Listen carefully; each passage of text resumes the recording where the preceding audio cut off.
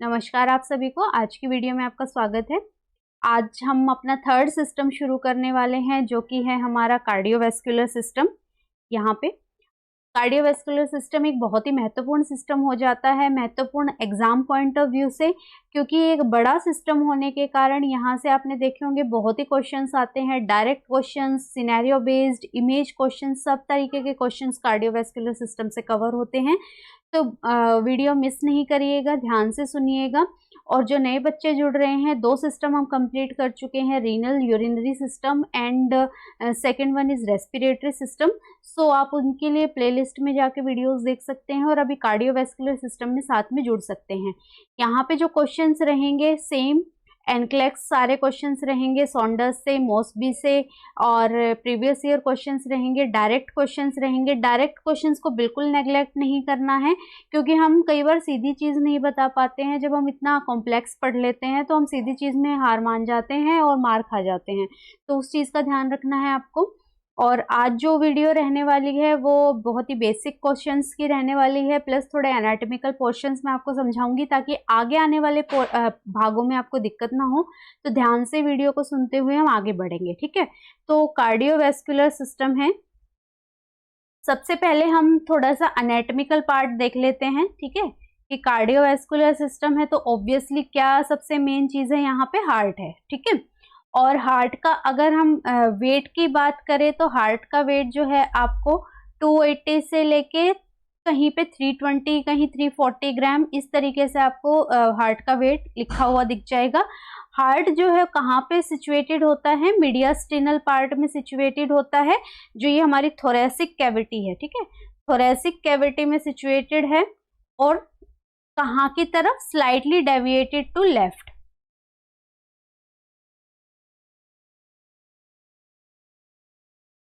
बोलते हैं ना कि हार्ट बीट कहाँ पे, दिल कहाँ पे है, लेफ्ट में है। लेफ्ट में नहीं है, वो थोड़ा मीडिया बीच में ही है, लेकिन हल्का सा लेफ्ट की तरफ टिल्टेड है, इसीलिए हम बोलते हैं कि लेफ्ट में है, ठीक है। और ये तो हो गई, हम बात कर रहे हैं कि मोटा मोटा कि कहाँ पे लोकेटेड है, कितना वेट है। अब अगर हम चैम्बर्स की बात करें, ध्यान से सुनिएगा। पहली बात तो हार्ट की 3 लेयर्स होती हैं। सबसे ऊपर है पेरिकार्डियम, दूसरी है हमारी मायोकार्डियम, और तीसरी है हमारी एंडोकार्डियम। जो पेरिकार्डियम है, एपिकार्डियम, वो होती है हमारे कनेक्टिव टिश्यू से बनी हुई होती है। और जो हमारी मायोकार्डियम लेयर है, ये बहुत ही महत्वपूर्ण लेयर है। यहाँ पे हमारे कार्डियक मसल्स प्रेजेंट होती है। Cardiac muscles muscular muscle tissues, muscle cell से बनी हुई होती है। एंडोकार्डियम लेयर जो है होती है हमारी एपिथेलियल सेल से बनी हुई होती है। तो ये बात हो गई कि कौन कौन सी लेयर किससे फॉर्म होती है, ठीक है। तो यहाँ पे सबसे आउटर मोस्ट, सबसे बाहर वाली लेयर होती है पेरिकार्डियम।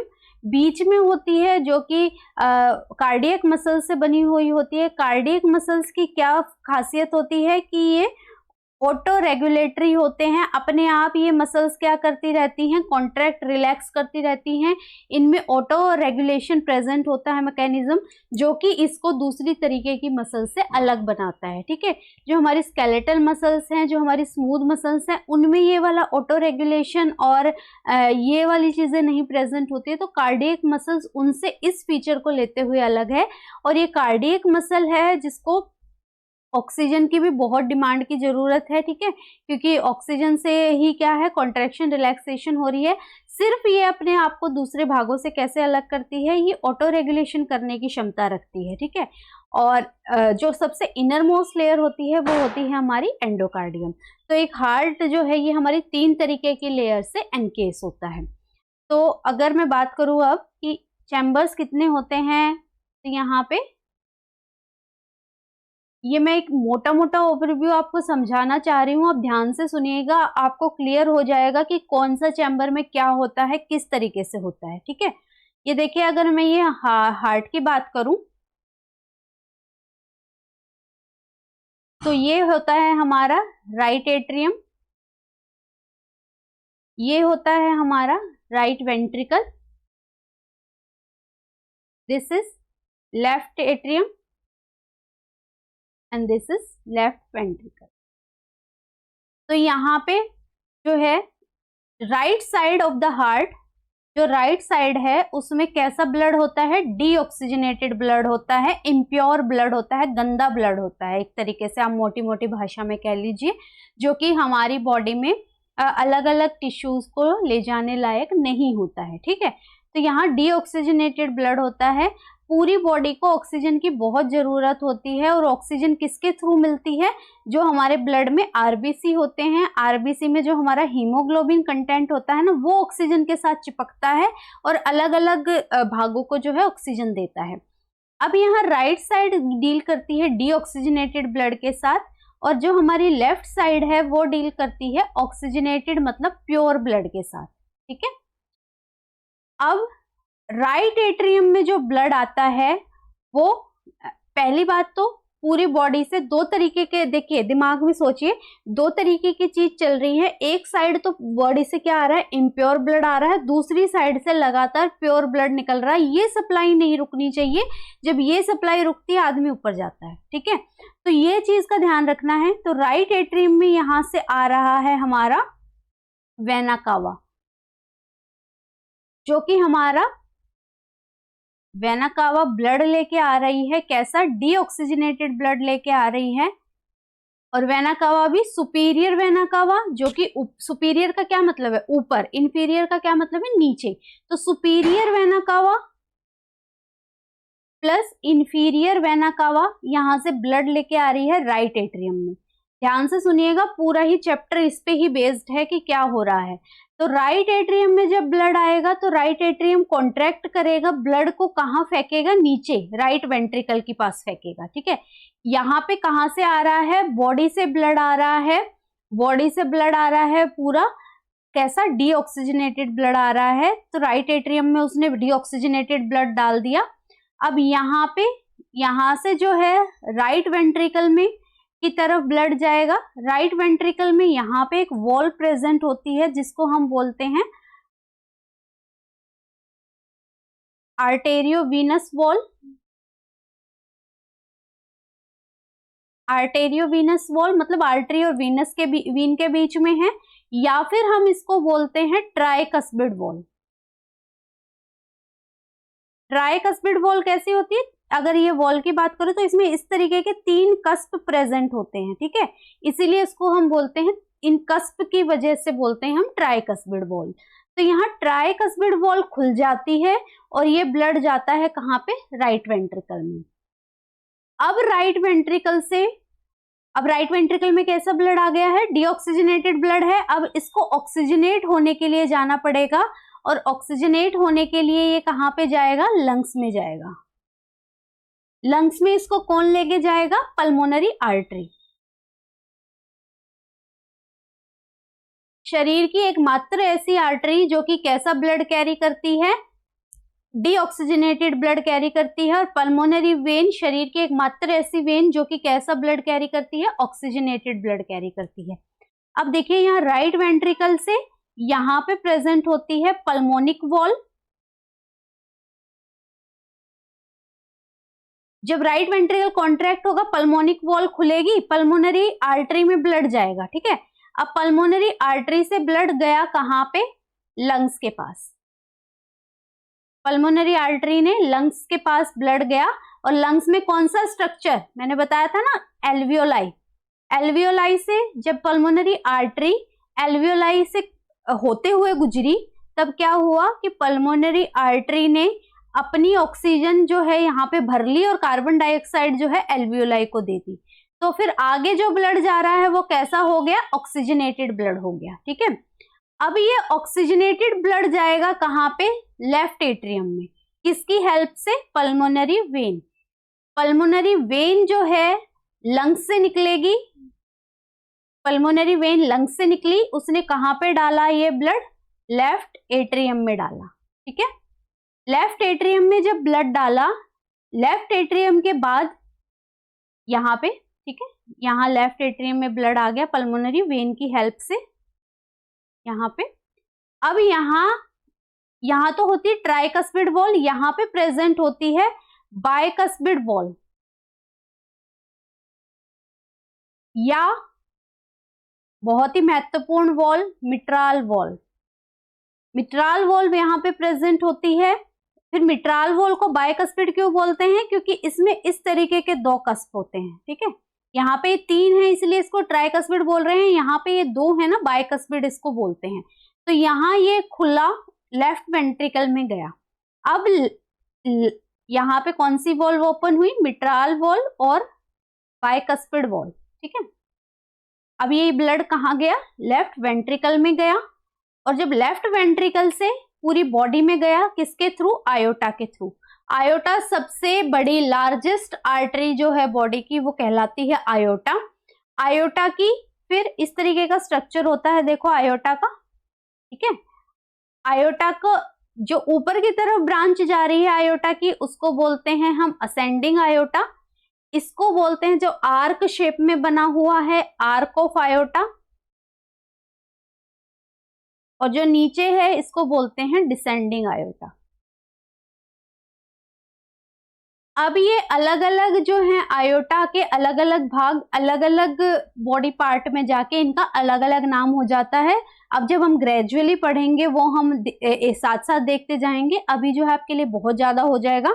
तो ये ध्यान रखिए कि 3 ब्रांच में डिवाइड हो जाता है, ascending iota, arc of iota and descending iota. अब ये है, ये जो बॉडी को कैसा ब्लड दे रहा है? सारा प्योर ब्लड दे रहा है। और ये जब लेफ्ट वेंट्रिकल से निकलता है तो यहाँ पे एक वॉल्व प्रेजेंट होती है जिसको बोलते हैं आयोटिक वॉल्व, जो कि आयोटा में खुलती है। तो इस तरीके से यहाँ पे हार्ट में 4 चैम्बर्स हैं और 4 ही मेन वॉल्व प्रेजेंट है, tricuspid valve, mitral valve, then this is pulmonic valve and this is aortic valve. तो ये सारी चीजें जो हैं चलती हैं। जब लेफ्ट एट्रियम से पल्मोनरी सिस्टम में ब्लड जा रहा है, इसको हम बोलते हैं पल्मोनरी सर्कुलेशन। और जब पूरी बॉडी से ब्लड जो है, हर सिस्टम से होता हुआ ब्लड जो है राइट एट्रियम में गिर रहा है, उसको हम बोलते हैं क्या चीज? Systemic circulation. तो इस तरीके से 2 तरीके की सर्कुलेशन चलती रहती हैं, सिस्टमिक सर्कुलेशन और पल्मोनरी सर्कुलेशन। दोनों का साथ साथ होना जरूरी है रेगुलेशन होने के लिए बॉडी में, ठीक है। तो ये मोटे मोटी बात बता दी हमने कि क्या क्या चीज जो है यहाँ पे प्रेजेंट होती है, किस तरीके से ये होता है। अब एक चीज और इम्पोर्टेंट है,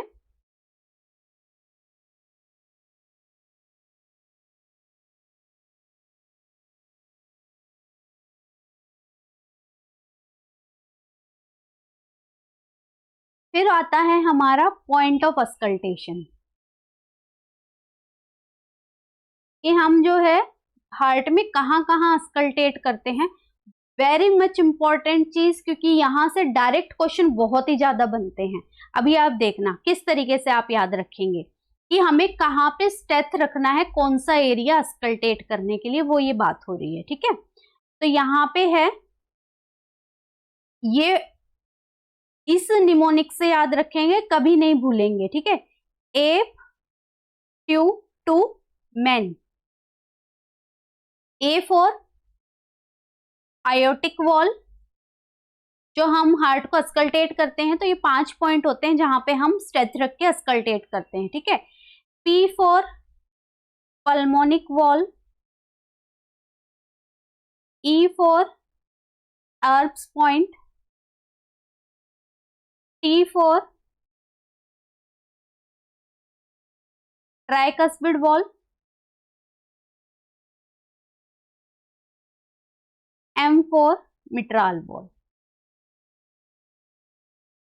अगर ये चीज समझ गए ना, आगे आने वाले क्वेश्चन रटने की बिल्कुल भी जरूरत नहीं है, आप बिल्कुल क्लियर कट आप जो है इजीली आंसर कर पाएंगे, ठीक है। तो ये देखिए, aortic valve, pulmonic valve, Erb's point, tricuspid valve and mitral valve. अब क्या होता है ना कि सिर्फ एक पॉइंट होता है जो कि हमें राइट साइड अस्कल्टेट करना होता है, वो है एर्ब्स वॉल्व। बाकी सारे पॉइंट जो हैं वो लेफ्ट साइड की तरफ प्रेजेंट होते हैं। तो जो जहां से शुरू होता है वो होता है हमारा second intercostal space, right side. मैंने बताया ना कि ये वाला पॉइंट कहाँ, राइट साइड की तरफ अस्कल्टेट करना होता है, बाकी सारे पॉइंट हमारे लेफ्ट साइड की तरफ अस्कल्टेट होते हैं। अब यहाँ पे 2 से शुरू कर दीजिए, second intercostal left, Erb's point third intercostal space left, tricuspid valve, fourth intercostal space left, and mitral valve, fifth intercostal space left. जो मिट्राल वॉल होती है यहाँ पे एपेक्स ऑफ द हार्ट भी आप जो है अस्कल्टेट कर सकते हैं। Apex of the heart present होता है, जहां से हम क्या लेते हैं, एपिकल पल्स लेते हैं। इंसान का ओरिजिन कहां से हुआ, बंदर से हुआ ना, वही याद रखना। एप माने मंकी, ठीक है, एप टू मैन। यहाँ ये क्या है, हार्ट के अस्कल्टेशन पॉइंट है। सीधे क्वेश्चन आते हैं कि for the pulmonic valve you will auscultate at, for the mitral valve you are auscultate at, for the apex of the heart you will auscultate eight.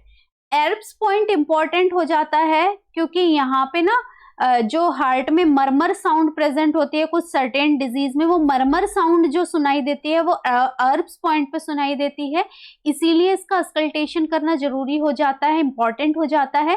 और एर्ब्स जो पॉइंट है ये न्यूरोलॉजिकल पॉइंट ऑफ व्यू से भी important है, क्योंकि यहाँ पे ना गुच्छा बना हुआ है जो हमारे नर्व सेल्स हैं उनका, जो हमारी नर्व्स हैं उनका। तो यहाँ पे अगर कोई डैमेज होता है तो हमने सुना होगा ना, एर्ब्स पाल्सी हो जाती है, तो वो जो है यहाँ पे उन नर्व्स डैमेज अगर हो रहा है तो उससे ये एर्ब्स पाल्सी होता है। तो ये हो गया हमारा कि कहाँ कहाँ हमें पॉइंट ऑफ अस्कल्टेशन करने हैं। तो हमने अभी तक क्या देखा कि हार्ट जो है एक तो कहाँ पे प्रेजेंट होता है, मीडियास्टिनल स्ट्रक्चर थोरेसिक कैविटी में प्रेजेंट होता है, स्लाइटली डेविएटेड होता है लेफ्ट में। वेट जो है वो 280 से 320 या 340 ग्राम जो है वो वेरी करता है, मेल्स में ज्यादा होता है, फीमेल्स में थोड़ा कम होता है। अब हार्ट में जो है 4 चैम्बर्स प्रेजेंट होते हैं और 2 तरीके की सर्कुलेशन चलती है, पल्मोनिक एंड सिस्टमिक सर्कुलेशन। अब जो है 4 कौन कौन से चैम्बर है, right atrium, right ventricle, left atrium, left ventricle. Right side में पूरा कैसा है, जो सीधा है उसमें सारा डीऑक्सीजनेटेड ब्लड है, और जो उल्टी साइड है उसमें पूरा का पूरा कैसा है, ऑक्सीजनेटेड ब्लड है। अब क्या है कि क्या होता है कि जब हमारा उन दोनों राइट एट्रियम और राइट वेंट्रिकल के बीच में एक 3 कस्प वाली वॉल प्रेजेंट है, जिसको हम आर्टेरियोवीनस वॉल भी बोलते हैं या ट्राइकस्पिड वॉल भी बोलते हैं। उधर की साइड जो लेफ्ट साइड में बीच में प्रेजेंट है उसको हम बोलते हैं मिट्राल वॉल, ठीक है। और उसके बाद नीचे जो 2 वॉल प्रेजेंट है उसको हम पल्मोनिक और आयोटिक वॉल बोलते हैं। और जो आयोटा होता है वो सबसे biggest largest artery of the body कहलाती है, ठीक है। उसका डायमीटर भी बहुत बड़ा होता है और largest artery of the body iota को हम बोलते हैं। फिर उसके बाद हमने देखा कि कौन कौन से हम पॉइंट ऑफ अस्कल्टेशन की बात करी कि कहाँ कहाँ हम अस्कल्टेट कर सकते हैं। एप टू मैन जो है इस निमोनिक के साथ आप याद रखेंगे, कभी भी नहीं भूलेंगे।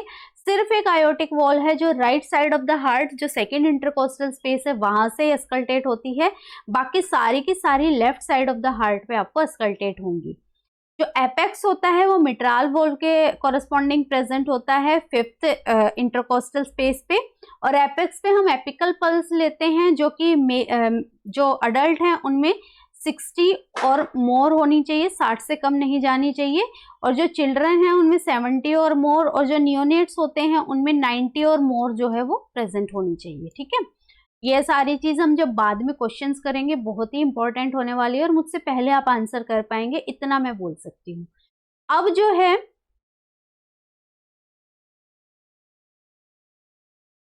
अब यहाँ क्वेश्चंस हम शुरू करते हैं, ठीक है।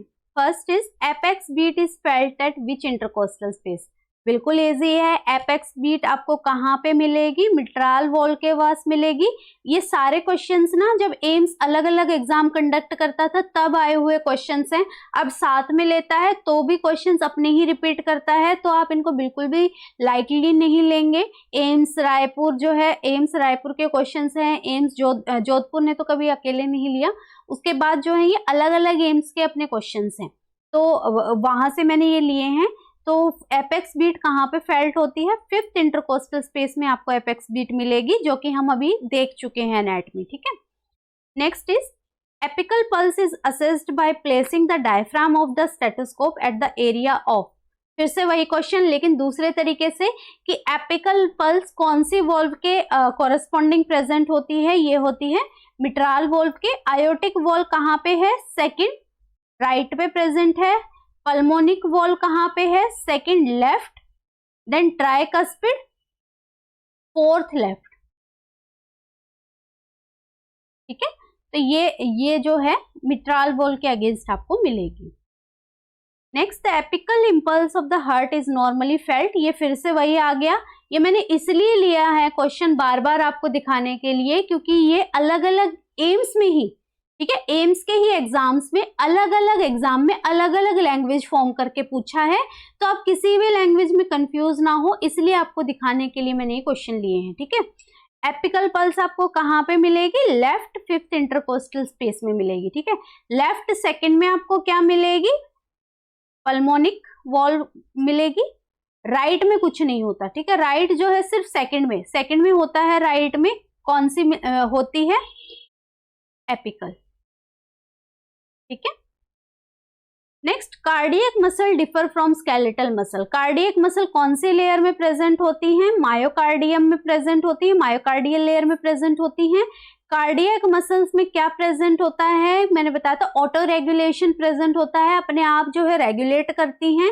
उनको आप थोड़ी देर के लिए बॉडी से बाहर भी निकाल दोगे ना, तब भी फड़फड़ाती हुई आपको कार्डियक मसल दिखाई देंगी, उनमें वो ऑटोमेटिसिटी होती है। इसीलिए हम हार्ट ट्रांसप्लांट कर सकते हैं आदमी का, क्योंकि कार्डियक मसल जो है आउटसाइड द बॉडी भी एक्टिव रहती है कुछ समय के लिए।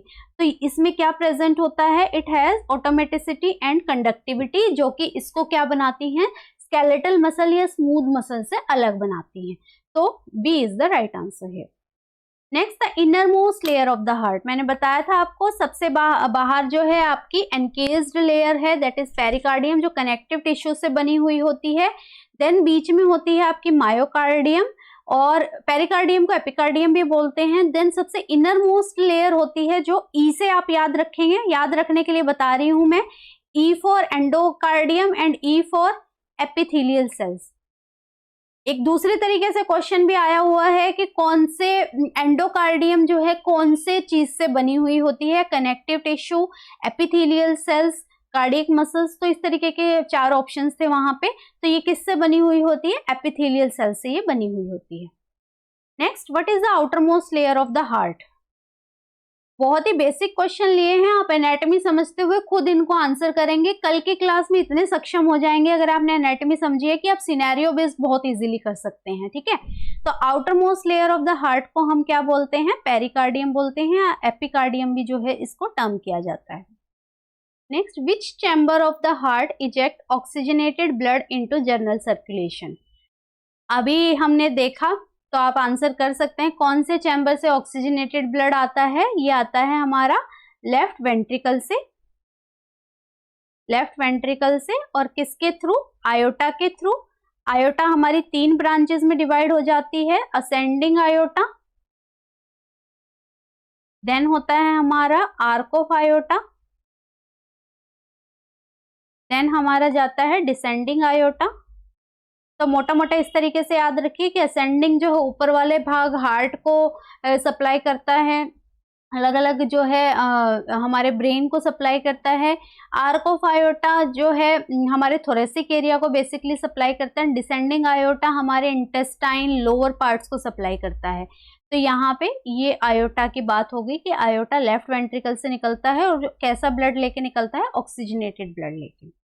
Next, blood moves from right atrium to right ventricle, right atrium से राइट वेंट्रिकल में कौन सी वॉल्व प्रेजेंट होती है, aortic, tricuspid, bicuspid, none of this. यहाँ पे ट्राइकस्बिड वॉल्व प्रेजेंट होती है, जिसको हम क्या भी बोलते हैं, आर्टेरियो वीनस वॉल्व भी बोलते हैं। आपको बहुत इजी लग रहे होंगे ये क्वेश्चन, लेकिन अगर आपको एनाटॉमी समझ नहीं है तो आपने आज तक रटे ही होंगे। अगर आपको एनाटॉमी समझ आ गई तो ये कुछ भी नहीं है, क्वेश्चंस बहुत ही इजी क्वेश्चंस है, ठीक है। और एनाटॉमी समझना सिर्फ जो है इनके लिए नहीं, अभी जो हम कल से हमारा शुरू करने वाले हैं सिनेरियो केस प्रीवियस ईयर्स, उसमें भी आपको बहुत हेल्प करेगा, ठीक है। Next, the second heart sound dub is heard due to, second heart sound, देखिए 2 हार्ट साउंड हमें नॉर्मली सुनाई देता है, लब साउंड जिसको हम बोलते हैं S1 फर्स्ट हार्ट साउंड, और दूसरा होता है हमारा डब साउंड S2। अब किस तरीके से आप याद रखेंगे कि S1 पहले आ जाती है तो पहले कौन सी वॉल्व खुलती है, बीच वाली वॉल्व खुलती हैं। इस तरीके से आप याद रख लीजिएगा, ठीक है। तो बीच वाली वॉल्व जो खुलती हैं वो क्या कौन कौन सी हैं हमारी, ट्राइकस्पिड वॉल्व या दूसरी क्या है, मिट्राल वॉल्व। अगर ट्राइकस्पिड और मिट्राल वॉल्व के क्लोजर पे जो हार्ट साउंड सुनाई देती है वो होती है हमारी लब साउंड, फर्स्ट हार्ट साउंड। और उसके बाद आती है हमारी दोनों वॉल्व, पल्मोनिक और आर्टरी। तो हमारी सेकंड हार्ट साउंड जो है वो प्रोड्यूस होगी किससे, आयोटिक एंड पल्मोनरी से। रटने की जरूरत नहीं है, सिर्फ ये फंडा याद रखें कि पहले ऊपर कौन सी वॉल्व आती है, ये दोनों वॉल्व आती है तो वो फर्स्ट हार्ट साउंड प्रोड्यूस करेंगे, नीचे वो दोनों वॉल्व आती हैं आयोटिक और पल्मोनिक तो वो सेकेंड हार्ट साउंड जो है वो प्रोड्यूस करेंगे। तो बी राइट आंसर होगा। Next, the natural pacemaker of heart. Natural pacemaker of heart एक होता है हमारा, ये देखिए कंडक्शन सिस्टम हार्ट में, है ना। कंडक्शन सिस्टम का मतलब है कि इम्पल्स कहाँ से जनरेट हुई और ये कहाँ जाके जो है किस तरीके से इसने हार्ट के अलग अलग चैम्बर्स में डिवाइड हुई। अगर हम चारों इसकी बात करें, चार चैम्बर्स की बात करें तो यहाँ जो है एसए नोड प्रेजेंट होती है जो कि हमारी नेचुरल पेसमेकर होती है, cyano atrial node, natural pacemaker of the heart. ये राइट साइड, राइट एट्रियम की वॉल पे जो है वो प्रेजेंट होती है। यहाँ से ये क्या कर रही है, इम्पल्स जनरेट कर रही है। मेरी बात सुनिए, पूरा का पूरा हार्ट इम्पल्स जनरेट कर सकता है, लेकिन एसए नोड एक ऐसा पॉइंट है जहां से मैक्सिमम इम्पल्स जनरेट हो सकती है। उसके बाद आता है यहाँ पे एवी नोड, यहाँ प्रेजेंट होती है आर्टेरियो वेंट्रिकुलर नोड, ये इम्पल्स जाती है इसके पास, ठीक है। अब यहाँ से इम्पल्स जाती हैं, एक कंडक्शन सिस्टम में पार्ट होता है जिसको हम बोलते हैं bundle of His. Bundle of His जो है ये मेजर ब्रांच है जहां पे जा रही है हमारी इम्पल्स। बंडल ऑफ हिस जो है दो पार्ट्स में डिवाइड हो जाता है आगे जाके। बंडल से याद रखिएगा मोटा पार्ट है, मोटा भाग है जो आगे जाके जिसने दो भाग कर लिए हैं, राइट साइड में भी चला गया है, लेफ्ट में भी चला गया है। अब यहाँ से जो है छोटे छोटे फाइबर्स निकलते हैं जो अलग अलग लेफ्ट और लेफ्ट एट्रियम और सॉरी राइट वेंट्रिकल और लेफ्ट वेंट्रिकल को दे रहा है। ये होते हैं हमारे परकिंजे फाइबर्स। तो इस तरीके से हमारी कंडक्शन सिस्टम चलती है। अगर हमारी एसए नोड खराब हो जाती है ना, एसए नोड की कैपेबिलिटी होती है कि ये 1 मिनट में 100 इम्पल्स भी जनरेट कर सकता है। वहीं हमारा एवी नोड की अगर बात करें तो ये 1 मिनट में 40 से 60 इम्पल्स जनरेट कर सकता है। तो एसए नोड खराब होने पे भी ऐसा नहीं कि हार्ट बिल्कुल बंद हो जाएगा। एवी नोड करेगा तो जनरेट, लेकिन इतना नहीं करेगा जो कि हमारी बॉडी की नीड को पूरा कर सके। इसीलिए हम क्या बोलते हैं, नेचुरल पेसमेकर बोलते हैं एसए नोड को। जब पेसमेकर ये खराब हो जाती है तो हम आर्टिफिशियल पेसमेकर यहाँ पे इम्प्लांट करते हैं, ठीक है। तो this is SA node. परकिंजे fibre आपने देख लिया, ये छोटे छोटे फाइबर्स जो अंदर जाके करंट, कंडक्शन सिस्टम को आप एक करंट मान लीजिए कि जो ये आगे जाके आपको करंट दे रहे हैं वो है हमारे परकिंजे फाइबर। बंडल ऑफ हिस जो है एक मेन ब्रांच है, मोटा ब्रांच है, वो आगे जाके दो में डिवाइड हो रहा है। So this is SA node. Next, which of the following represent correct pathway for conduction of an action potential. अब इसका आंसर आप देंगे पिछले क्वेश्चन को सोचते हुए, मैंने बताया था आपको, ठीक है। कहाँ से शुरू होता है, एसए नोड, एसए नोड से एवी नोड पे आता है, एवी नोड से bundle of His, bundle of हिस की ब्रांचेस जाके परकिंजे फाइबर्स, छोटे छोटे फाइबर्स में डिवाइड हो जाती है। तो देखिए कौन सा है, ये फोर्थ वाला, SA node, AV node, bundle of His, bundle branch. वही बंडल ऑफ हिस जो है दो में डिवाइड हो जाता है, उसे बंडल ब्रांच कहते हैं। फिर उसके छोटे छोटे भाग जो निकलते हैं उसको बोलते हैं परकिंजे फाइबर्स। तो D is the right answer. Next, one cardiac cycle complete in. Cardiac cycle का क्या मतलब है, सिस्टोल फॉलोड बाय डायस्टोल। मतलब क्या हुआ कि सिस्टोल का क्या मतलब है कि जब हार्ट हमारा कॉन्ट्रैक्ट कर रहा है, अगर मैं सिस्टोल वर्ड कहीं पे भी यूज करूंगी तो उसका क्या मतलब होगा कि कॉन्ट्रैक्शन हो रही है हमारे जो एट्रियम और वेंट्रिकल्स में है, हमारा हार्ट कॉन्ट्रैक्ट कर रहा है। और डायस्टोल का मतलब होता है रिलैक्सेशन, कि जब हार्ट की फिलिंग हो रही है। कॉन्ट्रैक्शन में इजेक्शन होती है, रिलैक्सेशन में हार्ट की फिलिंग होती है। तो जो कार्डियक साइकिल होती है पूरी, वो देखिए जो एट्रियल सिस्टोल होता है वो होता है लगभग 0.1 सेकेंड का, कि एट्रियम जो है इतने देर में हमारा सिस्टोल कर रहे हैं। देन होता है हमारा वेंट्रिकल सिस्टोल। जो वेंट्रिकल सिस्टोल होता है वो लगभग 0.3 सेकेंड होता है।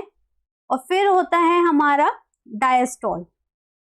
जो हमारा डायस्टोल का टाइम होता है वो 0.4 सेकेंड होता है। तो इस तरीके से हमारी जो कार्डियक साइकिल होती है वो 0.8 सेकेंड की होती है। अगर हम हार्ट बीट की बात करें तो 72 बीट्स पर मिनट जो है कार्डियक, एक कार्डियक साइकिल में 72 बीट्स पर मिनट हार्ट क्या कर लेता है, बीट कर लेता है। ये वेरी कर सकता है, लेकिन ये जो मीन की बात है, एक बीच का निकाला हुआ है, दैट इज 72। तो 0.8 second is the cardiac cycle duration. Cardiac cycle होता क्या है, सिस्टोल डायस्टोल। सिस्टोल का मतलब है हार्ट भर गए हैं, अब उन्होंने इजेक्ट करना है, कॉन्ट्रैक्ट कर रहा है। डायस्टोल का मतलब है हार्ट अब रिलैक्स कर रहा है, उसमें दोबारा से फिलिंग हो रही है, ठीक है। तो ये है 0.8 second. Next, the P wave on the electrogram represents. P wave क्या होती है, atrial depolarization, atrial repolarization, ventricle depolarization and ventricle repolarization. Depolarization का मतलब फिर से वही होता है कॉन्ट्रैक्शन, और रिपोलराइजेशन का मतलब होता है रिलैक्सेशन। आर से री याद रखेंगे, आर से रिलैक्सेशन याद रखेंगे। तो जो डिपोलराइजेशन होता है,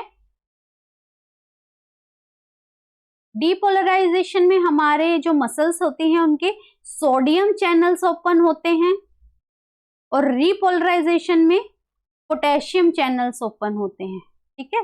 तो डिपोलराइजेशन जब एट्रिया कॉन्ट्रैक्ट कर रहा है, डिपोलराइज कर रहा है, उस टाइम पे जो वेव जनरेट होती है, फर्स्ट वेव, उसको हम बोलते हैं पी वेव, ठीक है। तो पी वेव जो है सबसे पहली वेव है, सबसे पहली वेव सबसे ऊपर है एट्रिया। एट्रिया जब डिपोलराइज हो रहा है तब हमारी पी वेव जनरेट हो रही है। तो A is the right answer है। Next, QRS complex occurs due to. अभी एट्रियल डिपोलराइजेशन पे बना था हमारा क्या, पी वेव। तो वेंट्रिकुलर डिपोलराइजेशन पे बनता है हमारा दूसरा कॉम्प्लेक्स, क्यूआरएस कॉम्प्लेक्स। तो यहाँ पे B is the right answer, ventricular depolarization. Next, in an ECG T wave. T wave क्या है, अभी मैंने दो वर्ड बोले थे कि क्या होता है, डिपोलराइजेशन होता है मतलब कॉन्ट्रैक्शन। तो एट्रिया ने भी कॉन्ट्रैक्ट कर लिया, एट्रिया ने कॉन्ट्रैक्ट कर लिया तो पी वेव बन गई। अब जो है उसने वेंट्रिकल ने भी कॉन्ट्रैक्ट कर लिया तो क्या बन गया हमारा, क्यूआरएस कॉम्प्लेक्स बन गया। अब जो है, अब क्या होगा, रिलैक्सेशन का टाइम होगा, रिपोलराइजेशन का टाइम होगा, तब हमारी कौन सी वेव बनती है, टी वेव। तो ये क्या है, वेंट्रिकुलर रिपोलराइजेशन पे जो वेव फॉर्म हो रही है that is T wave, D. Next, while measuring the blood pressure using sphygmomanometer, how the first Korotkoff sound would be heard. कभी बीपी लिया होगा तो है ना, कट कट कट इस तरीके से साउंड आती है, जहां पे हमारा बीपी, हमारा सिस्टोल होता है, तो उसको हम बोलते हैं कोरोटकॉफ साउंड, जो हमारे बीपी के टाइम पे हमें साउंड सुनाई देती है। तो वो कैसी होती है, a sharp tapping, a blowing और whooshing, a crisp intense tapping and a soft blowing that fades. वो बहुत ही शार्प, इस तरीके की, इस तरीके की साउंड जो है वहां पे आपको सुनाई देगी जब आपका बीपी सिस्टोल वाला शुरू होगा। तो a sharp tapping sound would be heard, A. Next, the difference between systolic and diastolic BP. Systolic और डायस्टोलिक बीपी के डिफरेंस को, जैसे कि हमारा बीपी है, ये एग्जाम में क्वेश्चन आता है न्यूमेरिकल फॉर्म में, सीधा भी पूछते हैं, सीधा पूछा हुआ है एम्स में, इसलिए लिया हुआ है यहाँ पे। न्यूमेरिकल फॉर्म में भी आता है कि BP is 130/90 mm of Hg, find the pulse pressure. Pulse pressure simple सा है, systolic BP minus diastolic BP. जब हम सिस्टोलिक में से डायस्टोलिक घटाते हैं तो हमारा पल्स प्रेशर आ जाता है। तो 130 में से अगर हम 90 घटाएंगे तो वो होगा हमारा पल्स प्रेशर, दिस इज 40। तो हमारा पल्स प्रेशर कितना होगा, 40 हो गया। तो ये डिफरेंस क्या होता है, सिस्टोलिक और डायस्टोलिक का पल्स प्रेशर कहलाता है। Next, the artery that supply blood to the diaphragm is called. जो डायफ्राम को ब्लड देती है, option A inferior mesenteric artery, suprarenal, inferior phrenic and coeliac artery. जो हमारी इंफीरियर मिजेंट्रिक आर्टरी होती है, ये हमारा मिजेंट्रिक कौन सा पार्ट होता है, इंटेस्टाइन वाले पार्ट को हम टर्म करते हैं, तो ये उसको देती है इंफीरियर मिजेंट्रिक आर्टरी, तो ये डायफ्राम को नहीं देती है। डायफ्राम को देती है फ्रेनिक आर्टरी, जो कि हमारी जो आयोटा है उसकी ही एक ब्रांच है। मैंने बताया था अलग अलग भाग में जाके उसके अलग अलग नाम हो जाते हैं। तो यहाँ पे जो डायफ्राम को ब्लड दे रही है वो इंफीरियर फ्रेनिक आर्टरी दे रही है। सुप्रारीनल आर्टरी, रीनल वर्ड है तो किडनीज को सप्लाई कर रही है। कोएलिक आर्टरी होती है, ये हमारी इंटेस्टाइन के कुछ पार्ट को, कुछ हमारे स्टमक का पार्ट हो गया, ईसोफेगस हो गया, उसको सप्लाई करती है। ये भी आगे जाके अलग अलग ब्रांच में डिवाइड हो जाती है। तो ये भी जो है डायफ्राम को नहीं दे रही है, डायफ्राम को दे रही है phrenic artery, C. Next, which artery supply oxygenated blood to the stomach? Carotid, gastric, coeliac and cephalic. अब कैरोटिड आर्टरी तो ऑब्वियसली किसको देगी, हार्ट को सप्लाई करेगी, कैरोटिड है। गैस्ट्रिक स्टमक से रिलेटेड है तो गैस्ट्रिक आर्टरी जो है उसको देगी, ये कोएलिक आर्टरी की ही ब्रांच है। सीलियक आर्टरी जो है ये स्टमक को सप्लाई नहीं करती है। सिफेलिक आर्टरी भी जो है जो हमारा ब्रेन वाला पार्ट है उसको सप्लाई करेगी। तो यहाँ पे gastric artery is the right answer. Next, the largest artery of the human body. अभी मैंने बताया था कौन सी होती है लार्जेस्ट आर्टरी, पल्मोनरी आर्टरी होती है। Largest vein is pulmonary vein, तो यहाँ A is the right answer. And modifiable risk factor in case of hypertension include all except. ये जो हमारे हाइपरटेंशन है, कार्डियो डिसऑर्डर्स हैं, इनमें क्या होते हैं, दो तरीके के रिस्क फैक्टर्स होते हैं, modifiable and non modifiable. Modifiable का मतलब है जिनको हम बदल सकते हैं, मॉडिफाई कर सकते हैं, और नॉन मॉडिफाइबल जो हमारे हाथ में नहीं है उनको हम मॉडिफाई नहीं कर सकते। तो मॉडिफाइबल में क्या आता है, एज को तो हम क्या नहीं कर सकते, नहीं मॉडिफाई कर सकते। अब एज तो बढ़ रही है तो बढ़ रही है, तो ये कैसा है, नॉन मॉडिफाइबल है, तो यही करेक्ट आंसर है क्योंकि एक्सेप्ट पूछा गया। बाकी देख लीजिए, ओबेसिटी को हम कंट्रोल कर सकते हैं एक्सरसाइज वगैरह करके, सॉल्ट इंटेक को कर सकते हैं, अल्कोहल इंटेक को, तो इन सारी चीजों को तो हम क्या कर सकते हैं, मॉडिफाई कर सकते हैं, डिजीज से बच सकते हैं, लेकिन एज को हम नहीं रोक सकते। तो A is the right answer है। Next, a patient receiving antihypertensive medication complains of postural hypotension. This is an example of antihypertensive medication है, पोस्ट्यूरल हाइपोटेंशन कॉज कर रही है, तो ये किसका एग्जाम्पल है? जब हम एंटी हाइपरटेंसिव मेडिकेशन दे रहे हैं और उससे क्या हो रहा है, हाइपोटेंशन हो रहा है, तो वो उसका क्या है, साइड इफेक्ट होता है। तो this is side effect of the medication, A. Next, what should the nurse teach a patient who is taking antihypertensive to minimise the orthostatic hypertension? Orthostatic hypertension का मतलब, या हाइपोटेंशन होगा, orthostatic hypotension, कि जब हम position change कर रहे हैं तो एकदम से बीपी का क्या हो जाना, कम हो जाना, ऑर्थोस्टैटिक हाइपोटेंशन। तो उसको अवॉइड करने के लिए क्या करने के लिए बोलते हैं कि जब बेड से उठ रहे हैं तो एकदम से नहीं उठना है, उठने से पहले क्या करना है, 5 मिनट बैठना है। तो D is the right answer, कि sit for 5 minutes before standing. Next, the hypertensive patient is being given propranolol, what is the action of the drug? Propranolol जो है एक बीटा एड्रेनर्जिक ब्लॉकर होता है, और ये क्या करता है, एक पैरासिम्पैथेटिक एजेंट भी होता है, हार्ट रेट को रिड्यूस करता है, और साथ में हार्ट रेट रिड्यूस होगी तो हमारा कार्डियक आउटपुट भी क्या हो जाता है, डिक्रीज हो जाता है। तो ये यही कॉज करता है decrease in cardiac rate with the resulting in cardiac output भी डिक्रीज हो जाता है, सी।